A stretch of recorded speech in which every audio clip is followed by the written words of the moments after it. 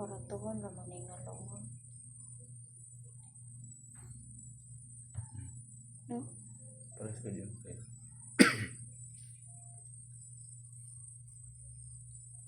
Ya, nagbutang ka matay di ko masugod.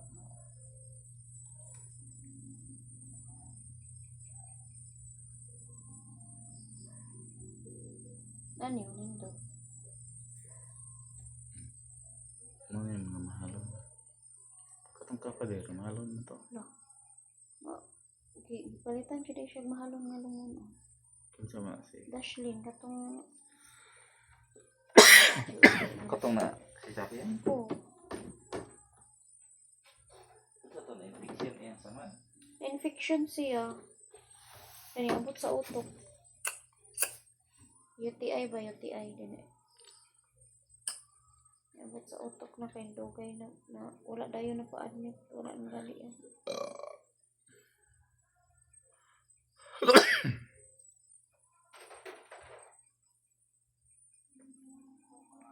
Dalangin kay Dashlin.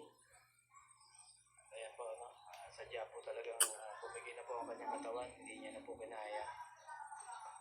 Dito po ito, sa Barangay Dandayan. Sa Wek-Wek po. Dito sa Pipi-pipi? San Pedro, Laguna. Ayan. Po yung mga kamag-anak ni Jojo, kapatid at mga pamangkin. Ayan po, So, thank you so much sa inyo mga kababayan. At update ko lang po kayo. Puro na po si Dashlin. Luya kignaw iyang bana. Labi. Dito sa San Pedro, Laguna. Nagumitan sa kakapoy, bilar. Kalye Wek-Wek po. Bilar man ni perminti ang bana kay atiman sa iya. Puro ano to, di ba? Wek-Wek. Puro 4, no? Puro 4 sa may Wek-Wek. At along the highway lang naman po. Ayan, sa mga gusto pong bumisita,